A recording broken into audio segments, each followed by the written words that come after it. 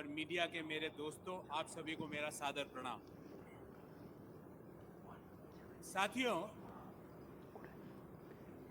आज का 85वां महाधिवेशन एक ऐतिहासिक भारत जोड़ो यात्रा के बाद हो रहा है।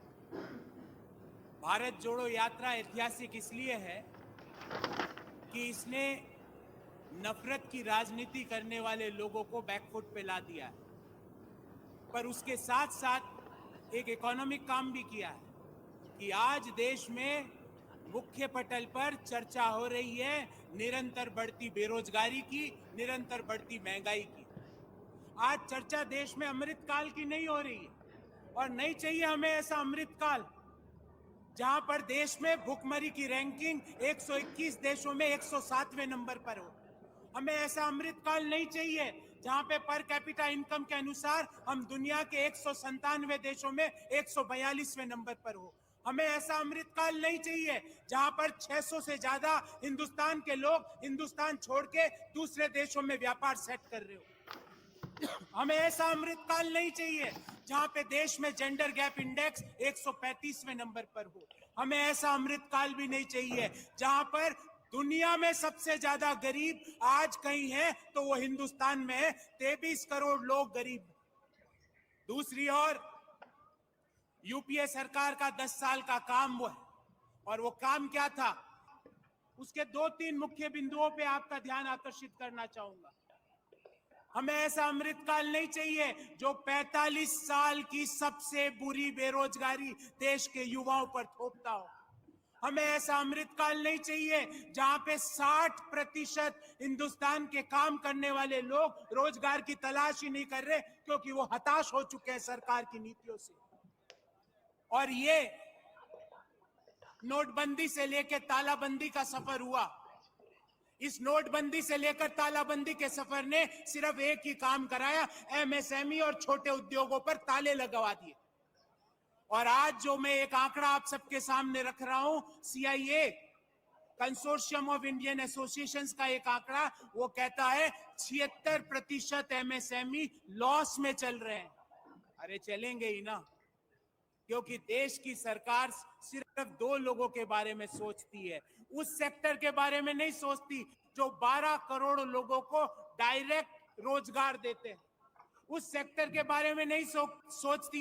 एमएसएमई 74% एमएसएमई पिछले 5 सालों में या तो उनकी आय घटी है या वो बंद हो गए। ऐसे अमृतकाल से तो मैं कहूंगा देश के लोगों को विष देकर 2 लोगों को अमृत पान कराना अमृतकाल नहीं है, वो देश के लोगों के लिए विषकाल है।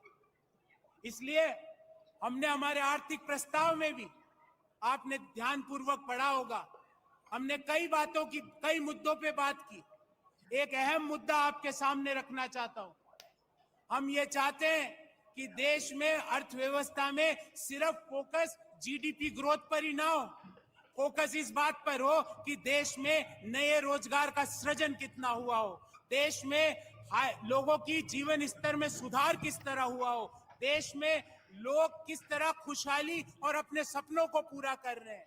हमने ये प्रस्ताव किया कि हम जो आर्थिक हमारा जो मॉडल है, जो 1991 का जो मॉडल डॉक्टर मनमोहन सिंह जी ने दिया, और उसके कारण देश में एक बड़ा तबका मिडिल क्लास आया। उस मिडिल क्लास को आज की सरकार की नीतियां लोअर इनकम ग्रुप में ट्रांसफर कर रही है और लोअर इनकम ग्रुप को पॉवर्टी में ट्रांसफर कर रही है।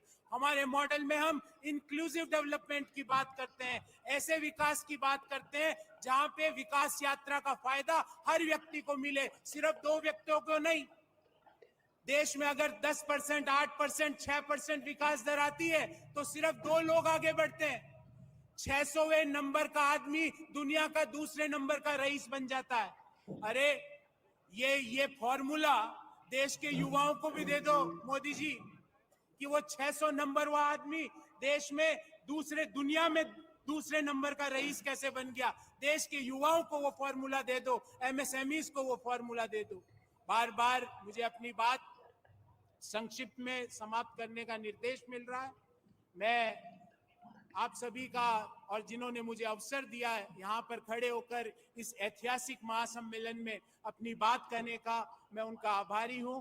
मैंने कुछ तथ्य आपके सामने रखे हैं। हम सबकी जिम्मेवारी है इन तथ्यों से देश के लोगों को और मतदाताओं को चुनावों से पहले अवगत कराएं और वापस ऐसी सरकार को चुने जो लोगों के बारे में सोचती हो, जो लोगों से चुनी गई हो और लोगों के बारे में सोचती हो, जो सिर्फ 2 लोग ना चलाएं और 2 लोगों के बारे में ना सोचे। बहुत बहुत धन्यवाद। जय हिंद, जय भारत।